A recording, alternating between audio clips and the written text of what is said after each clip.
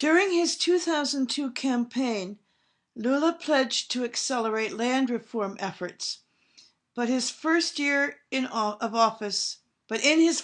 office, his government managed to resettle only 1/10 of the 60,000 peasants he had planned to provide with 50-acre plots. In anticipation of the effort, 98,000 families moved into squatter camps in 2003, the greatest such migration in the 25-year-old history of the Landless Peoples Movement, known by its Portuguese acronym, the MST. Squeezed onto plots that are far too little to be viable smallholder plots, the 30,000 Kiowa Indians who live on the Brazilian prairie in the state of Mato Grosso do Sul have experienced an epidemic of suicides among their young. Since 1995, nearly 500 have taken their own lives, usually by hanging. The numbers would be far higher if guns and not garrotes were the preferred method.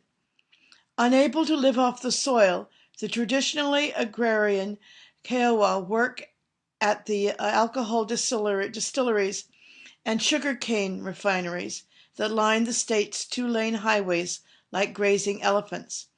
It is back-breaking work that pays little and requires workers, usually teenage boys and young men, to leave the reservation for months at a time, living in hostels far from home and from everything they know.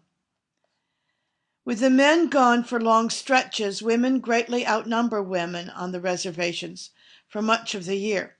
A reservation is a term for land laid aside for indigenous people to live on. Begin that paragraph again. With the men gone for long stretches, women greatly outnumber men on the reservations for much of the year, which strains relationships, budgets, and families, which are historically close-knit.